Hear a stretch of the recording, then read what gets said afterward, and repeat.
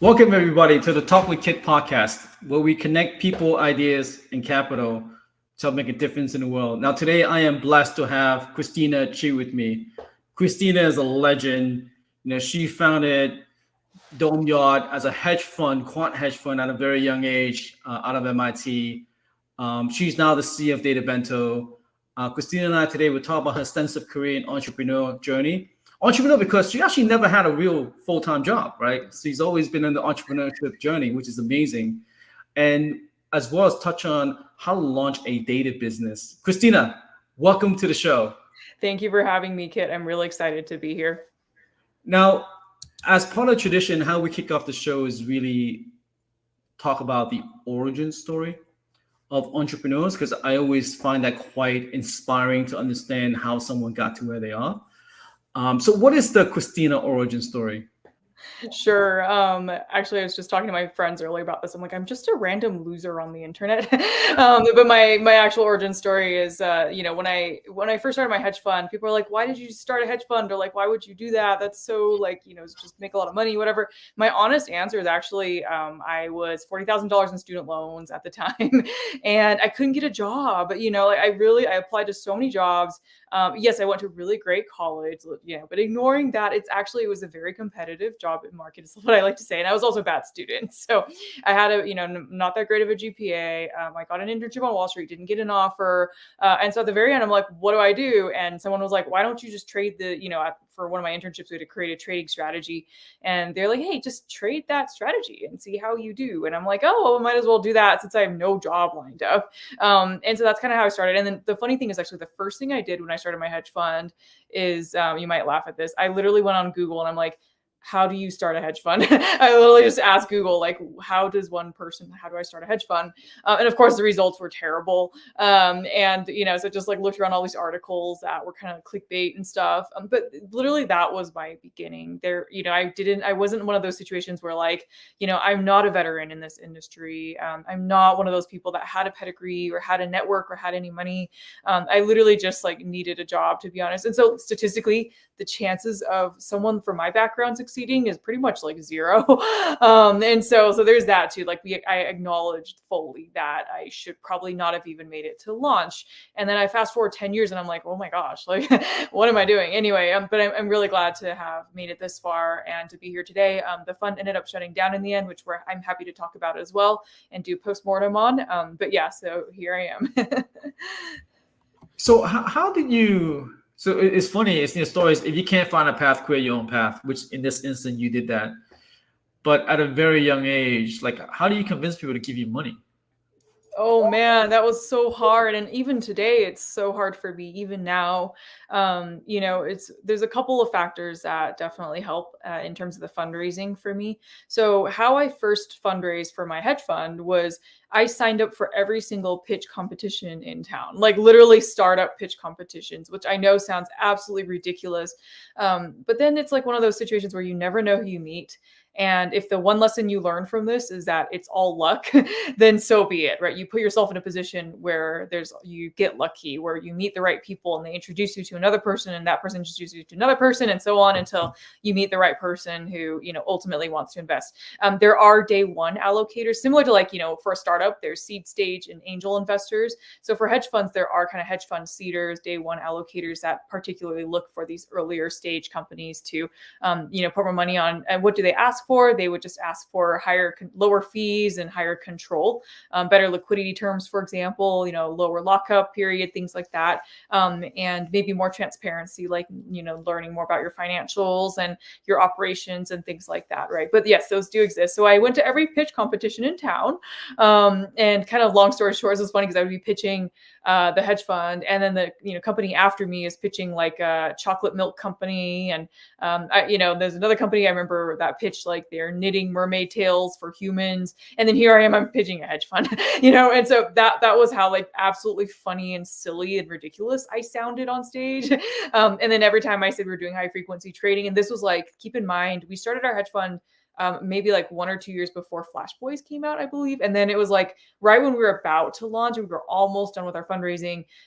Then, Flash Boys came out and dropped this bombshell of a PR crisis on the entire industry, being like, high frequency traders are doing illegal things, they're front running, they're doing all this stuff.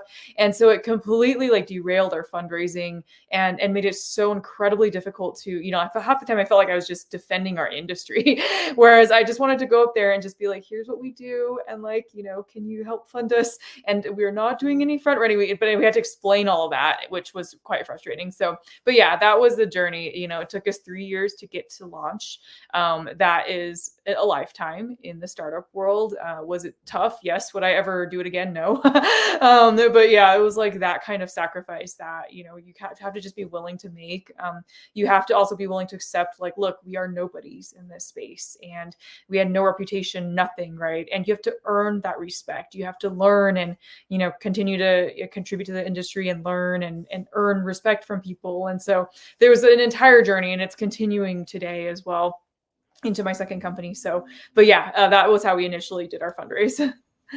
But it sounds like it's and maybe this is wrong to put it. It sounds like you have that immigrant mentality, right? Like, I'm an immigrant, you're an immigrant. It's coming here and proving yourself and just taking a chance. Yeah, that's a great point. I think it's a little bit of, it's like a scarcity mentality, maybe, of like, oh, what are we going to do to survive? What can we do to, just another day, to take it a day at a time, continue going from there, like try not to give up and, keep pursuing things. And there are definitely a lot of people in the industry who helped me early on in my career, by the way. So there were definitely people. It wasn't alone, that's the other thing, by the way. Starting any company, whatever industry it is, it's never like a solo journey. Having people helping you and being able to even learn how to ask for help, which is something I never really learned when I was a kid. So just being able to not be afraid to ask for help, not being afraid to share how I'm even feeling, right, mentally, or, hey, I really need help, I'm in a really bad spot in life, so that kind of stuff as well, I think helped a lot in terms of at least getting the support I needed, as well as finding the resources I needed in order to start and to get to launch. So yeah. Now, talk to the owners a bit about that story when you were in Asia fundraising, and you had dinner with a billionaire and his family, something like that's a quite interesting story that you had there. Yeah, this was one of the times when I realized, when you run a hedge fund, basically a hedge fund by definition, for those of you who aren't familiar, right, we are basically trading other people's money. Usually that is by definition, it has to be like ultra high net worth individuals, essentially, for the type of fund that we had started. And so essentially these are like pretty much billionaires for the most part. And they would give us, sliver, they give us some part of their assets, and then we would trade that. And then in return, we would take home a tiny sliver of, the performance that we gained from if we did well. So that was kind of our business model, or any hedge fund's business model for that matter. And so, but basically because of that, and because most of our clients are either like family offices or institutions, there's a lot of family offices, so high net worth individuals, especially earlier on. And because of that, we ended up, engaging with a lot of these kinds of, the richest people in the world. Like, I don't want to name names I'm not supposed to. Then you can, you'll figure it out. Some people end up figuring it out anyway. But anyway, so the who's who of the billionaire world, we've probably spoken with them. And it's funny because at first I was like very like, oh my gosh, like, oh, I'm talking to these famous people. And then now I'm like, I literally do not care. Like, you can invite me to your birthday. No, I'm not going to your birthday party. Sorry. No, I'm not interested. So it's like funny how your mentality changes when you kind of get used to that over and over again. But anyway, so one of that experience was very unique in that, so what happened was they had like invested like a big chunk of money into her fund. And so they were like, okay, why don't we come out and like meet each other in person? I was like, okay, for sure. So he flew me out to Hong Kong and, picked me up in like a really fancy, there's like a Rolls Royce I've never ridden in. It was like my first time ever. I was freaking out. Had a chauffeur drive me in, just take care of me the entire time, put me in like a fancy hotel. It was like, I think the Ritz-Carlton or something, that really high tower in Hong Kong. So it was like really nice. And then invited me and then we met over dinner. And then when he brought me to dinner, I was like, wait, like, why is your daughter here? It's like his wife and daughter were there. And his daughter's like, she looks like, I think she's like teenagers. So she's like maybe 15 or 16 years old. She clearly was like disinterested. She's probably like, does this all the time, right? Has to go with her dad to go to dinners and stuff. And she doesn't care. And then, his wife is there and I'm like, oh, thanks for inviting me to your family dinner. I thought it was going to be a business thing, right? But this is like a family thing. And then I hope, I don't know if you know where this is going, but basically, so throughout the dinner, I start to realize and understand. He kept on asking me like, hey, can you recommend my daughter to Harvard? Like, I really want my daughter to get into Harvard. And like, can you help me get her into Harvard? And I'm like, dude, I was rejected from Harvard. Like, what are you asking me this for, right? And then it slowly dawned upon me that the only reason he invested in me was because I had went to MIT and I was like a woman Asian founder, and he wanted his daughter to have like a role model that kind of like looked like her a little bit. And so he wanted her to like kind of be around me. And so I was like, in my head, I'm like debating, like, do I want to help this? Like, he's like one of the richest families in like in all of Asia, all the world, and they're so privileged already. And like, they're like Ritz-Carlton, whatever, they're flying me out and everything. Right. And to me, like, by the way, I'd never stayed in such a nice hotel before. I'd never had such a nice service and such great food and, all this crazy stuff. To me, it was just like totally surreal because like I literally like live in the middle of nowhere in Utah right now. Like, that's just my lifestyle. I don't have that like that desire in me to do that kind of stuff. But anyway, so long story short, then I debated, I was like, do I want to help her? Do I want, what? Fine. I'm already here. And like, I do want to help people no matter where they're from and how, whatever zip code. It's not her fault. She was born into the richest family, right? So I help her out. The next day I meet with her, and I'm asking her, hey, like, what do you do for school? Right? Like, what kind of involvement do you have? And she's like, oh, like I'm in, I'm going to do that IB program and I'm in these different clubs. And she's like very involved in, obviously she speaks all these languages because of her upbringing and everything. And I was like, and she's like, yeah, how much did my dad donate? And I'm like, maybe you could try getting through the front door. Cause like, you're actually pretty accomplished, right? Wouldn't it feel better if you went through the front door instead of the back door of like donations and stuff? And she's like thinking to her, she's like, oh, yeah, maybe I should. Right. And then towards the end of the lunch I had with her, I was like, what's your GPA? And no. I asked her, what's your, like ACT or SAT score or whatever that was. And she said, oh, I got a 19. And I'm like a 29. And just, so ACT is like the US test system, right? And it's out of 36, I believe. And the average for like Harvard and MIT is probably like 35 these days. And I was like, and she's like, I got a 19. And I'm like, 29? And she's like, 19, is that bad? And I'm like, yeah, I didn't say anything. I was like, can you like retake it? Can you like, she's like already taken it multiple times. And she's like, and then she kind of was complaining a little bit to me. She's like, well, I can't help it that I'm like Asian, like it's so unfair. If only, can I put like I'm Native American or something? And I'm like, no, and so it's just crazy to have this chat with her about this. And then at the very end, I was like, okay, how much can your dad donate? And so that was like the whole like conversation essentially. And then long story short, so this is quite a while ago. So she, in case you guys are curious, I'm not allowed to say obviously like who this family is, but she did not make it to Harvard in the end. Her dad did donate to, all the Ivy Leagues and stuff like that. She did not make it to Harvard. She made it to Princeton and she's already graduated from Princeton already. So that's the entire story. It just like was one of those things where I'm like, wow, the contrast of like how much, her privilege and how great her life is and everything. Right. It just made me just the juxtaposition between that and like us plebs, like us regular human beings. Well, I was like, oh, okay. Like this, that was an interesting part of that hedge fund career, which is just being able to see a glimpse into like the lifestyle of someone who normally I would never be able to see otherwise. So that was definitely pretty interesting for me. But I mean, from this story, what I'm learning as well is it's actually difficult to be Asian, especially if you're not rich and trying to get to an Ivy League. Yeah, that, I don't know. It's definitely a tough, like for me, like, by the way, in terms of race and that gender, that kind of stuff, right? Like, no woman wakes up and be like, oh, woe is me, I'm a woman. I hope not. But then it's like, it just becomes prevalent when people treat you that way. So like, for me, the worst is usually like, I've gotten mistaken for a waitress 3 or 4 times now. I think 4 times by now, I think. And it was always at like professional networking event, where we're at some networking event for some hedge fund thing. And then people come up to me, they're like, can you take my plates? Like that has happened to me more like just, it's very infuriating for me because people assume that I'm the waitress. I don't belong, as a networker. I belong like in the kitchen, right? And those kinds of that stereotyping. And look, I get it. Like my parents were waitresses. Like my parents, like literally when I was growing up, that was their background. So I totally like have respect for the job. It's more that when people assume that I am something that I'm not, that really like bothers me a little bit. And so definitely stuff like that. That's probably the worst it gets for someone like me. I'm sure like, look, it's worse for a lot of other people out there, especially in this day and age. So, but anyways, I can't complain about it. Look, it's that is what it is, right? And I deal with it the way I can. I use humor whenever I can and just go for it. And yeah. Yeah. So, I mean, we all face this, right? They call it the imposter syndrome, one way, shape, or form. Like, what are some things you've done to bypass it? Where, I mean, like you're much younger than me. For me, is once I reach 40, I'm like, I don't give a fuck. so it doesn't matter to me anymore.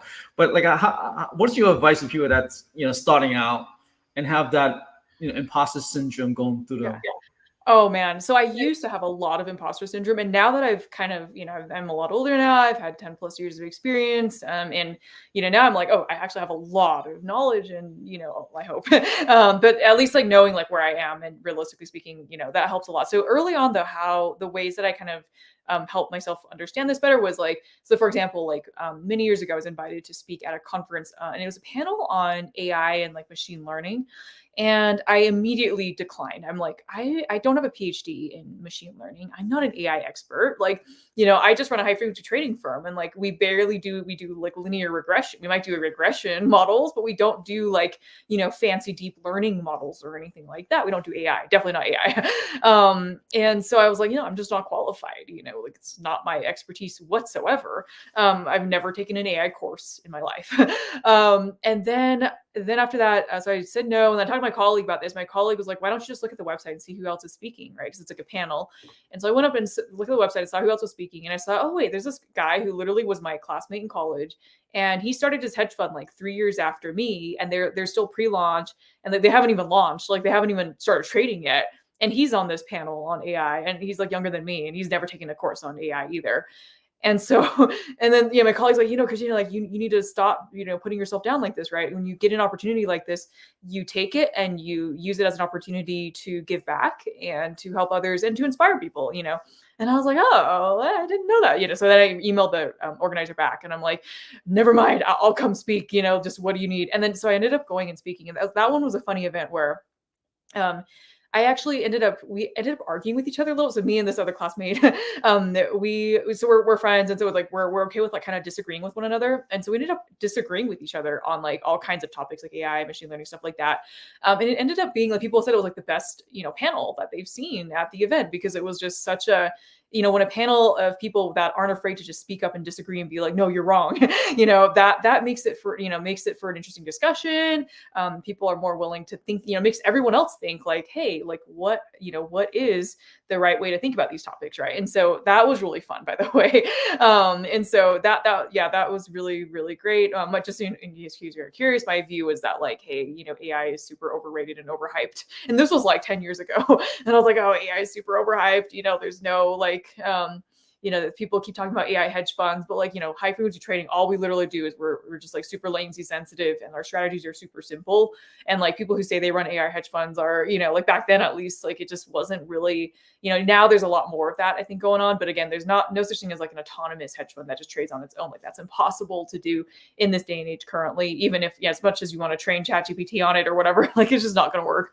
And so that was my view, but, and there was no ChatGPT, but you get what I mean? Whereas like his view was like, oh, like we can create autonomous hedge funds and like robots are the entire future of this industry. And I'm just like, no, dude, these robots are so dumb. Like these programs, So anyway, that was really fun. I really enjoyed, just going up there and speaking. I think it actually taught me a lesson on also, not being afraid to speak up, and that I do have a voice and something to give, hopefully something, interesting to contribute, even if everyone disagrees with me. So, yeah.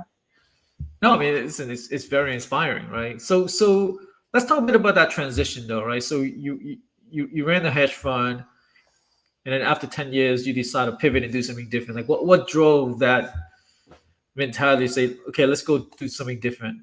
Yeah. Oh, for sure. Well, one was at at the hedge fund, I was spending most of my time wrangling data, dealing with data vendors, dealing with licensing, and I absolutely, I absolutely hated it. Data is sold by head count. There's a lot of things that are just kind of backwards and very old school about the industry, right? In order to get a data set from one of the bigger data vendors, you have to contact them on their website, and then they see who I am, and they're like, no, these guys aren't legit, and then they never reach out to me, and I never get the data. And unless I represent a big company like Citadel, right?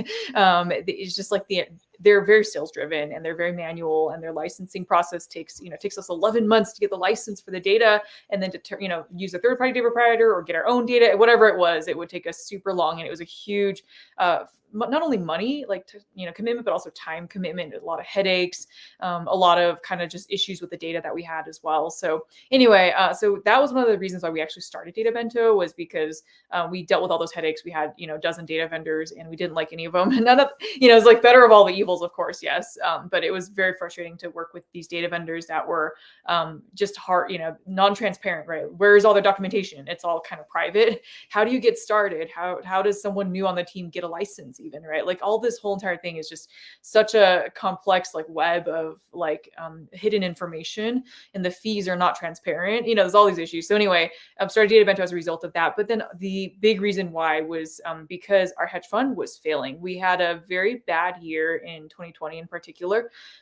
We had minus 12% returns. And at that time, and I know, look, I look back, I'm like, oh, it's actually not too bad. We could have recovered. Yes, absolutely. And it was nice in that our investors, wanted to stay. And it was just also really nice. I'm like, oh yeah, no one wanted to pull out, but for me, I was kind of burnt out from many years of, just chasing P&L year after year. And I think that kind of lifestyle, I admire people who have stayed for, decades and decades in this industry, because it's definitely not easy. And you're always chasing the markets. I'm always awake at a certain time every morning, I always have to be on alert during market hours. And I have so much respect for people who can do that. I did it for that period of time. And I was like, okay, you know what? It's been 10 years. I think it's time to let's move on to something else, but also try to make a difference in this space. I still wanted to use my skills that we've learned, and, to solve a problem in this space though. So I didn't want to just completely shut down the fund and then just kind of dip and drop off the planet. Wanted to still do something that was hopefully helpful to the industry. And so decided to, work on DataBento as a result. So yeah, I guess it's it's a result of both a failure on my end, but hopefully being able to turn that around and, do something good for once. So we'll see.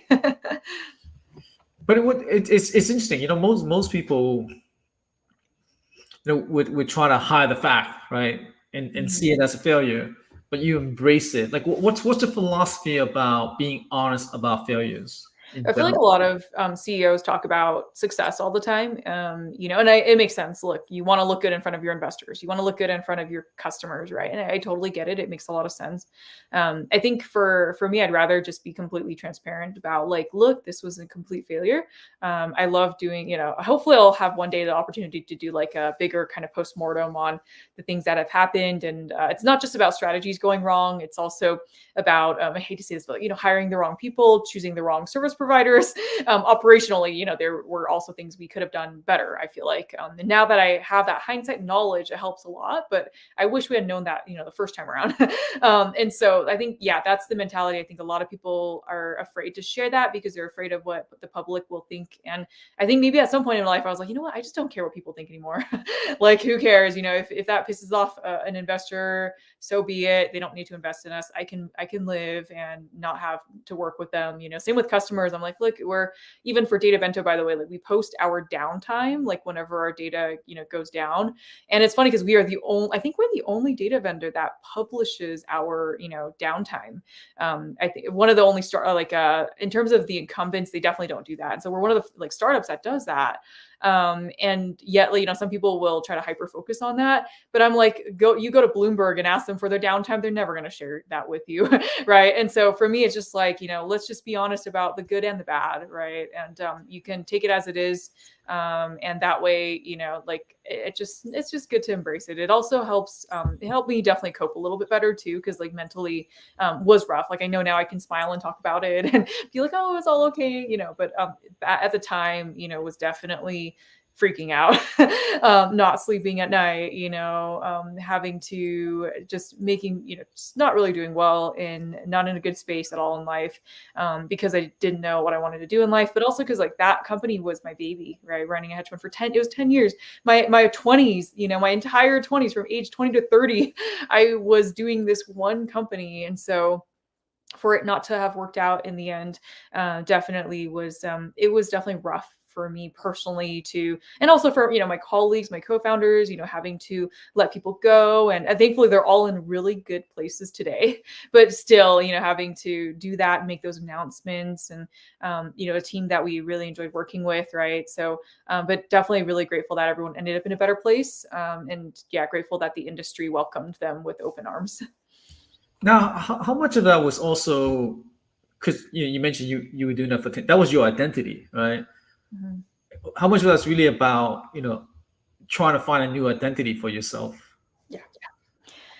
I think that's a great point. You do bring up a good point that was my identity. Everything that if you Google my name back then or any of my colleagues, my co-founders' names, right? Like that was kind of all we knew and all we lived and breathed it. And I think for any startup like that when you have you take so much pride and ownership and put so much nurture and care into an idea, right? And you see it go from scratch and build up. And at our peak, by the way, we were trading $7 billion a day at our most peak, highest peak point in time. And so, to bring that from 0 to 7 billion in terms of volume, and was always was really nice for us to be able to accomplish and see. But yeah, so absolutely, I think identity-wise had to be like, what am I? What am I without my company? What am I without my jobs? And then had to do a lot of soul searching there as well. Yeah. Yeah. And so DataBento, you've raised what, $30 million for the business so far? Almost, yeah. Tell the audience about how you managed to do that, because that's amazing in this environment, being able to raise that much money. Oh man. Well, I guess there's a couple things that we did that helped us raise money. So one is, I will be perfectly honest, being a second time founder is so much easier for me, at least, than being a first time founder, because I already have a playbook.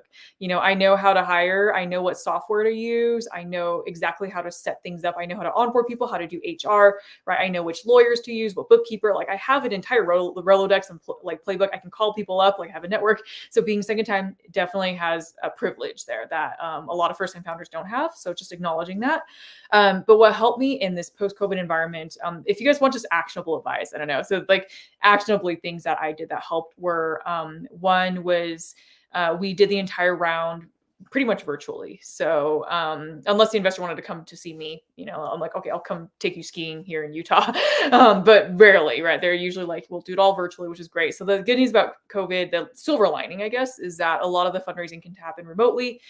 Instead of, don't send them like a paper thing, right? And then have them print it and scan it, like just use technology to close your round. So like we literally used DocuSign, sent it out to them in a DocuSign, and then everybody signed with, even if we had a ton of investors, they would all sign within like a few hours of each other and the round would be closed. Like that was how fast it would be.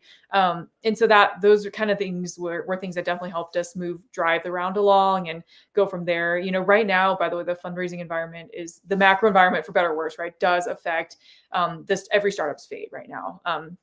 Whether or not, VCs will tell you it's great or not, right? It doesn't matter. Like right now, it is like, these are going to be lower rounds, lower valuations, and you're going to have higher revenue than what you used to have. And so it's not like 2021 where, 2 years ago, we had these like really inflated valuations. And now, unless you're working on like AI stuff and you have like a huge pedigree behind you, then, you'll get an inflated valuation. But beyond that, it's very difficult too, for sure. So, but yeah, only advice there, just keep going, right? Don't give up. It's normal normal. And we get rejected by hundreds. For the hedge fund, we had hedge fund investors and venture capital investors. We got rejected by thousands of them.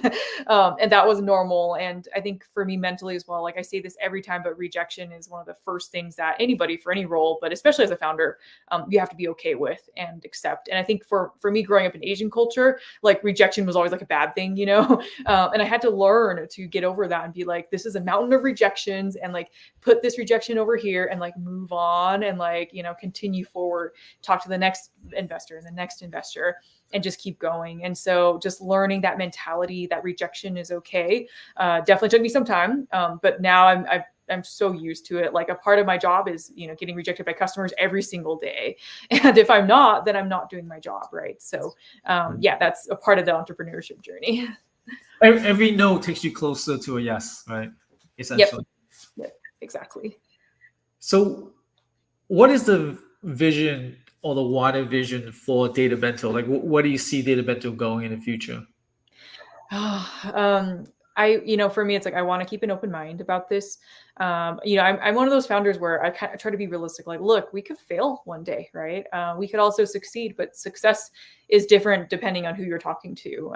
And for me, like, is it about having a big IPO? Is it about being acquired or becoming very rich? Like, for me personally, no. I know for, you know, if you're an investor, yeah, absolutely, right? Like they want a return on investment. I totally get it. So yes, we do have that, you know, in mind. But, you know, for me, it's also success is just seeing other companies saying, hey, you helped us launch faster. DataBento helped us, you know, build our product a lot faster. They helped us, you know, find a better solution. And, you know, we partner with DataBento for good reason. Like, you know, that to me means a lot when people thank us for providing them with the data that they're looking for, with a service that they're, you know, they've desperately needed, and help them grow over time and help them scale up, whether up or down, by the way. Our goal is to help companies of all sizes and stages. So yeah, that for me always makes me very happy. Yeah, no, that makes a lot of sense. And I just love the authenticity and the honesty of how you approach things. Oh. You know, I think it's also, if you were talking to me 10 years ago, I definitely would have been very different about, like, you know, my approach. Like I would say, hey, right back then, like I was literally still in college debt. I had to pay off a mountain of loans. And so, yes, for me, success would be like paying off those loans and becoming financially independent. Like, yes, right. And whereas now I'm like, oh, you know, now I can finally at a stage, hopefully, where I can try to, you know, just give back a little bit more, enjoy the journey a little bit more, not be so focused on just an end goal and destination. And I hope that reflects, you know, by the way, in terms of when we're interviewing job candidates, even, right? Like we try to suss out, like, what are they joining us for? Are they joining us to make a quick buck? Or are they truly, you know, will they try to care about our mission a little bit, or, you know, at least try to empathize with the problem we're solving, you know, and not just care about like how much money they're going to make with their stock options or whatever one day. Yeah. So, yeah. Well, I think people don't realize, like, you know, money is a byproduct. Money is not necessarily the product, right? It's really about, you know, leveraging your skill set and solving big problems with a passion. Yep. Now, hypothetically, if you do it right, the money will be there, right? But if all you focus on is the money upfront, and a lot of times you actually get lost by it and end up not going anywhere, right? Yeah. I'm also one of those weird people though, where, you know, I'm kind of like, I don't really want to be a billionaire. I don't want to, you know, take that route. I just, you know, you look at people like, you know, Mark Zuckerberg, even, who's, you know, look at how much he's accomplished and obviously very successful in what he's done. But then, you know, seeing like how much, you know, privacy violations and people trying to stalk him and sue him and stuff. I'm like, I don't want to do that. Like, I just want to live on my little mountain here in Utah and like, you know, have some privacy and, I don't know, play some video games or something, right? Like that to me is like what a happy life would look like. And so I think also it's about finding yourself and what you truly want, but also fully acknowledging like this privilege you have to earn right over time, especially as you're starting off in your career. Like I had to really, I had to earn it to pay off my loans. I had to earn it to be independent financially, to be able to have the privilege of, even like rejecting investors and saying no to some investors, and on any kind of, sometimes it's on a principle basis, an ethical basis, whatever it is.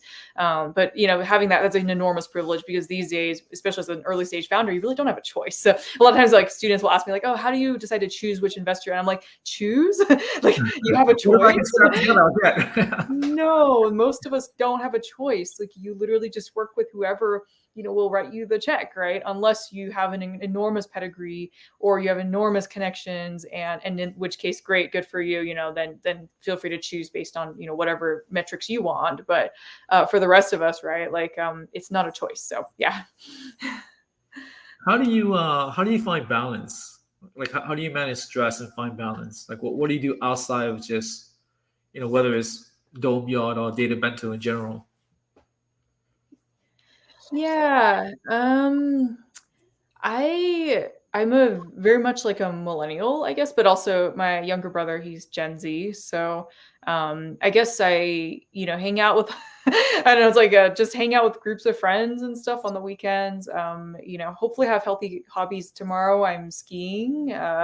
Hopefully we'll like climb this weekend as well. So like I have a lot of Utah hobbies, I guess, now that I'm in Utah. So I'm just try to have work-life balance. And by the way, like I try my best to set an example to my team, even though I've been doing a bad job recently, but I try to set an example to my team about work-life balance. Like, hey, I'm going to be gone. Like, do not, if you message me, you're welcome to message me, but I might not respond. And so, just making sure we set that example for each other as a team as well. And trust each other as well, despite being a remote environment. It's interesting, by the way, speaking of remote, a lot of CEOs are mandating return to office. And by the way, I truly believe the mandate is because of a few reasons. One is because they've already spent all the money on the office, so it's a sunk cost. And it looks bad to investors and to, customers, right? When a customer comes in the office and everybody's at home, nobody's there. It's a ghost town. It kind of looks depressing, right? So that's a big reason why, but also because there's a lack of trust. It means that sometimes management doesn't trust their employees to be more productive at home. And like, look, when I'm at home, am I as productive? Like, no, right? I'm probably, even my team, like we're probably 80% as productive as we would be versus like being in the office. But I'm like, you know what? I'm willing to be less productive. Actually, I'm willing to have everyone be less productive if it means that people are happier, if it means that we can kind of enjoy ourselves and enjoy the journey, not burn out so quickly. Like, and so just thinking about it that way, I'm like, I'm okay with that personally. So it's also like, I think as any kind of, if you're a business owner or any person in your company, right, you have to just kind of know what your boundaries are. And also kind of know your philosophy well enough to be able to execute on that and just be okay with that philosophy, whatever it is. So yeah, that's one thing I've definitely learned is like, I'm okay with remote and slightly less productive versus like everyone in person and like working all the time. But you're also able to tap a wider talent pool. Yep. Right. Which actually is the trade-off where you could be very productive, but you don't have the best talent pool you can tap from. Now you say, well, we may be 80% productive, but with a team that's much more talented otherwise, because you're essentially broadcasting a much wider net from that perspective. Yeah, and thankfully, this is one of the benefit technologies that came out of COVID, especially movement, where now we can hire people around the world as employees. They get retirement and benefits and equity and whatever else that our U.S. employees typically get. So they'll get the international equivalent of it, and that was definitely a big innovation that came through this whole COVID era. So yeah, absolutely, I think that's the number one benefit of being remote right now.